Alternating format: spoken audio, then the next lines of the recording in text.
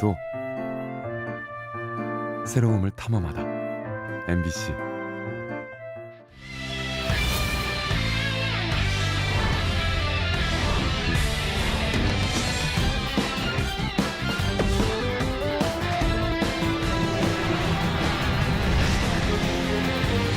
노영민 전 대통령 비서실장이 도지사 출마를 선언했습니다.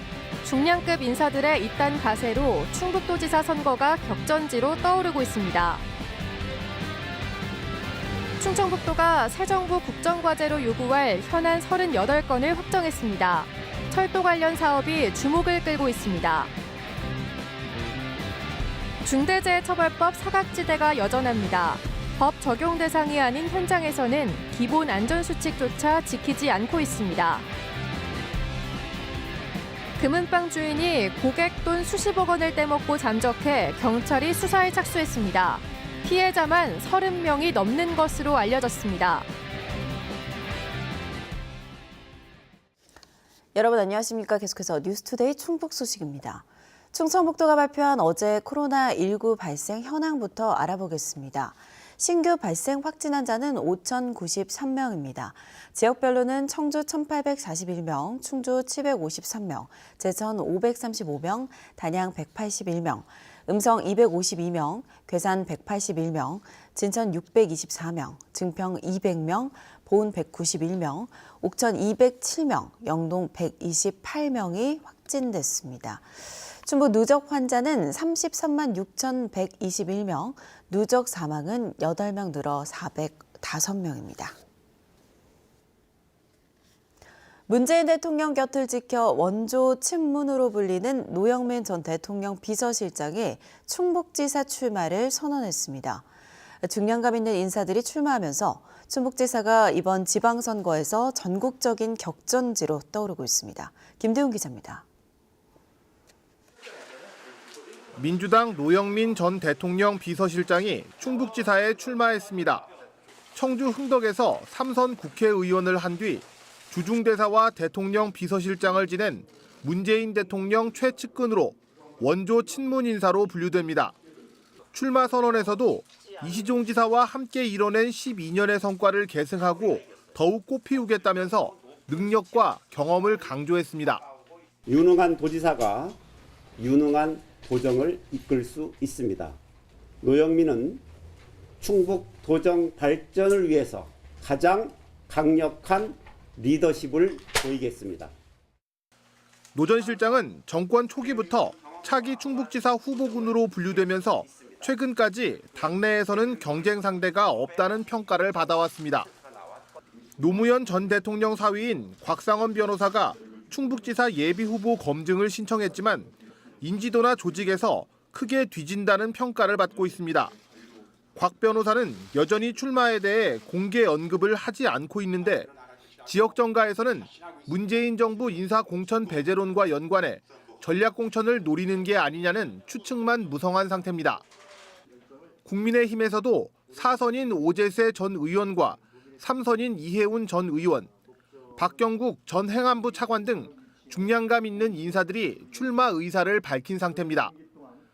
현역인 이종배 의원과 검사장 출신인 경대수 전 의원, 윤갑근 전 도당위원장 등도 조만간 거취를 결정할 것으로 보입니다. MBC 뉴스 김대웅입니다. 더불어민주당 정상교 충북도 의원이 충주시장 선거 출마를 선언했습니다.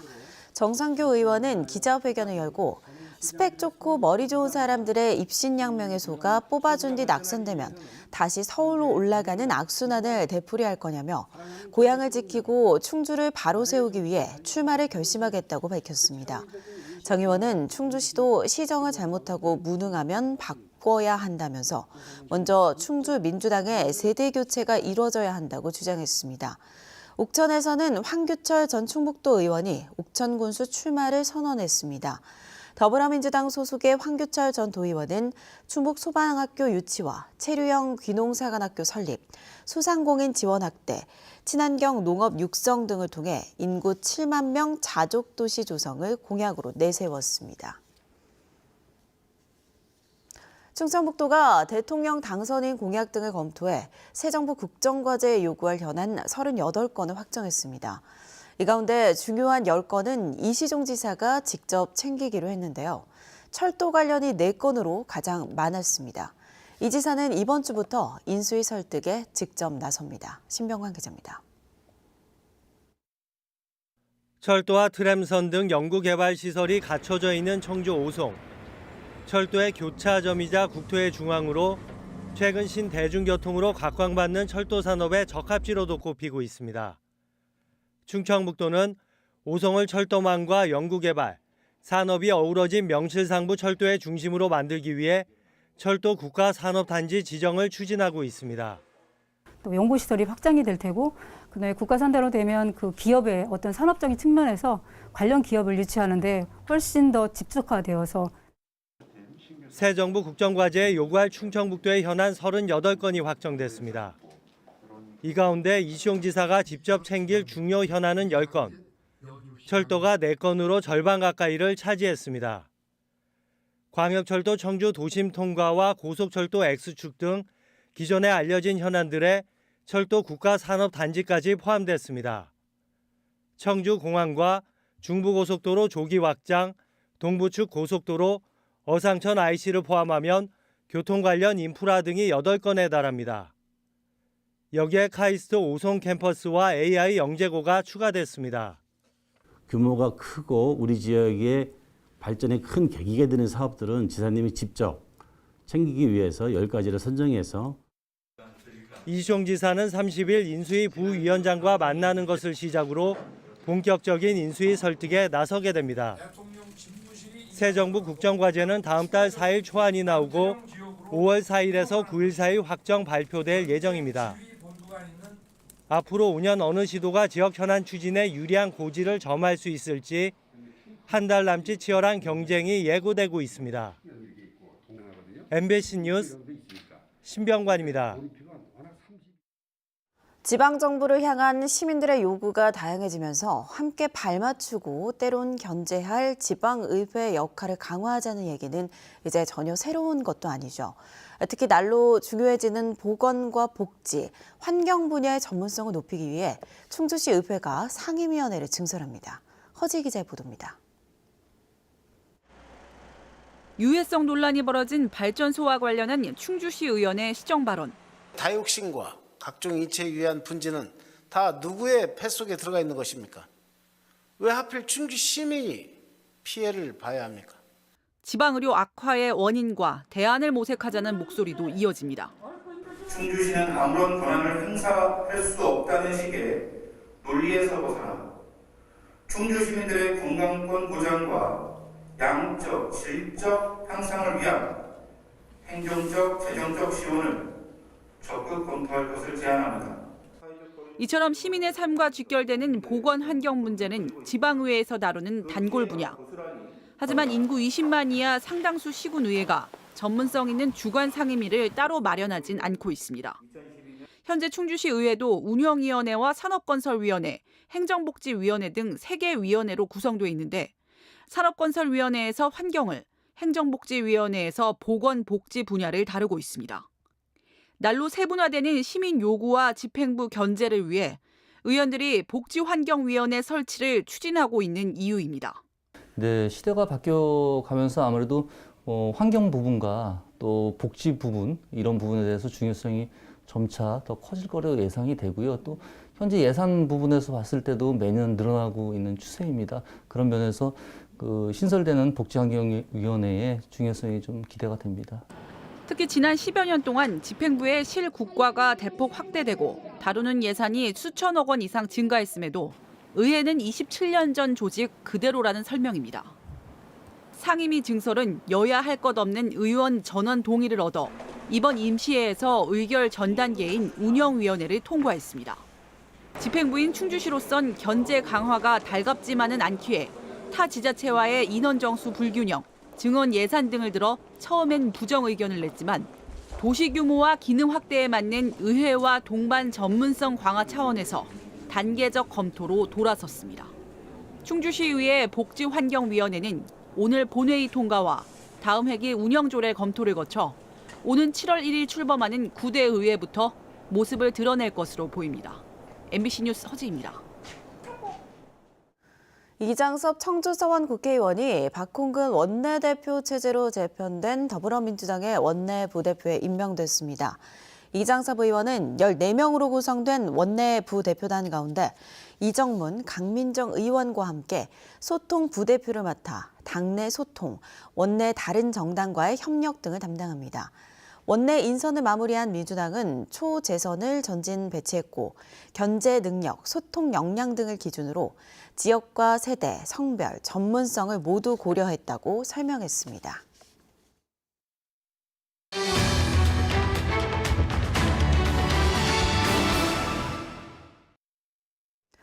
안전 책임을 강화하기 위한 중대재해처벌법이 시행됐지만 노동자가 산업 현장에서 사망하는 일이 계속되고 있습니다. 공사 금액이 50억 미만인 소규모 건축 현장은 여전히 법정용 대상이 아니어서 특히나 더 위험에 노출돼 있는데요. 현장을 돌아봤더니 기본 안전 수칙조차 지키지 않는 곳이 많았습니다. 이지연 기자가 동행 취재했습니다. 상가 주택 건물 건설 현장. 노동자들이 안전모를 쓰지 않은 채 작업을 하고 있습니다. 건물 안이든 밖이든 작업자는 반드시 써야 하지만 지켜지지 않습니다. 안전모 받으셨어요? 안전모? 안에 지금 확인만 해러 왔대요. 수시로 오르내리는 계단에는 전선이 나뒹굴지만 난간도 없습니다. 창호가 들어설 공간 또한 뻥 뚫려 있지만 추락 방지 시설은 규정대로 설치되지 않았습니다. 높이가 90에서 120cm의 상부 난간대가 있고 그 중간에 중간 난간대를 설치를 하셔야 돼요. 여기 같은 경우에는 중간 난간대를 설치하지 않는 걸로. 다른 곳도 상황은 비슷합니다. 불편하다는 이유로 안전모를 쓰지 않고 이거는 여기 공간이 부족해서 근데 지금 난간도 없고 해가지고 10m 아래로 추락할 수 있는 옥상 끝에도 안전 구조물은 없습니다. 이렇게 노동자가 지나다니는 작업 발판에는 안전 난간을 2칸에 걸쳐 설치해야 하지만 보시는 것처럼 아무것도 없는 상태입니다. 관계기관에서 안전 발판 설치비를 지원하고 불시 점검에 나서지만 쉽게 나아지지 않고 있습니다. 7일 이내에 개선 조치 사진을 저희에게 제출토록 유도하고 있습니다. 개선을 하지 않거나 안전관리 상태가 굉장히 불량할 때는 고용노동부에 감독 요청을 해서 지난 2년 동안 충북 건설 현장에서 추락해 다치거나 숨진 노동자는 700여 명. 이 가운데 82%는 50억 원 미만의 소규모 현장에서 발생했습니다. MBC 뉴스 이지연입니다. 남제천과 충주 수안보를 거쳐 괴산까지 주요 관광지를 연결하는 고속도로 신설 연구 용역이 시작됐습니다. 제천 단양 엄태영 국회의원에 따르면 중부권 내륙고속도로 사전타당성 연구 용역의 시행기관으로 국토연구원 등이 선정돼 1년에 걸쳐 최종 노선 선정과 타당성을 분석합니다. 윤석열 당선인 공약에 포함된 중부권 내륙고속도로는 소백산맥을 관통하는 제천에서 남제천, 덕산, 수안보를 거쳐 괴산까지 연장 39.2km로 관광지 간 이동 편의성을 향상하고 중부 내륙 중앙고속도로와도 연결되는 구상입니다. 우크라이나 전쟁 등 불안한 국제 정세에 금 같은 안전자산 수요가 커지고 있는데요. 이를 둔타 한 금은방 주인이 시세 차익으로 고수익을 남겨주겠다며 고객들을 유인해 수십억 원을 챙긴 도주했습니다. 피해자가 수십 명에 달합니다. 김은초 기자입니다. 청주의 금은방 밀집 지역. 한 남성이 인근 공사장에서 주워온 벽돌을 금은방에 던집니다. 전날까지만 해도 손님들에게 금을 팔고 사던 금은방이었는데 밤사이 주인이 종적을 감췄습니다. 고객들은 빈 점포를 보고서야 사기당한 사실을 알아챘습니다. 피해자 A씨는 금값이 치솟던 지난달 이 금은방 주인이 시세보다 싸게 준다는 말에 속아 금 187.5g 값으로 1,500만 원을 선뜻 건넸습니다. 이후 금을 사겠다는 지인들을 모아 9천여만 원을 더 건넸지만 골드바를 주겠다던 날짜를 차일피일 미루더니 결국 사라져버렸습니다. 케이스 만든 공장에서 또 확진자가 터졌다고 하더라고요. 그래서 늦어진다고. 그러니까 세 번째 전화를 했더니 핸드폰이 바로 꺼 있더라고요. 그래서 그때 샷단문이 내려져 있고 속에 안에 이렇게 금 봤더니 금 다 없어지고. 또 다른 피해자 B씨는 지난 한 달간 이 금은방 주인으로부터 골드바를 팔라는 전화를 50통 가까이 받았습니다. 시세보다 비싸게 팔아주겠다는 말에 속아 3천만 원 상당의 골드바를 건넸지만 금은방 주인이 사라진 걸 알고 하늘이 무너져 내렸습니다. 제가 8년 회사다닌 퇴직금이에요. 제가 하자고 했던 거니까 저는 힘들다 소리를 못하는 거죠. 이렇게 확인된 피해자만 수십 명, 피해 금액은 30억 원을 넘을 것으로 추정됩니다.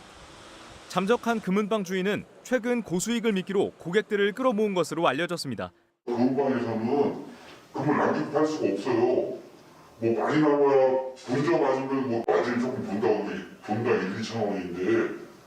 경찰은 추가 피해자를 조사하는 한편 잠적한 금은방 주인의 행방을 쫓고 있습니다. MBC 뉴스 김은초입니다.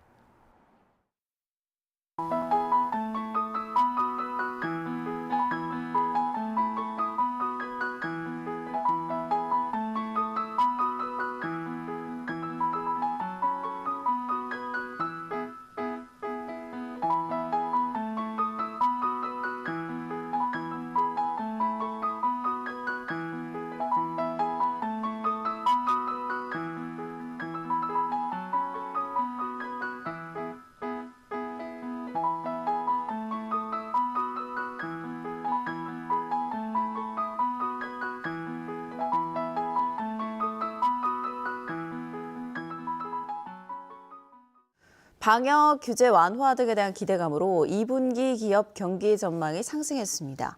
청주 상공회의소가 도내 기업 200곳을 대상으로 2분기 경기 전망을 조사한 결과 응답 기업의 전망치는 101로 1분기보다 3포인트 올랐습니다.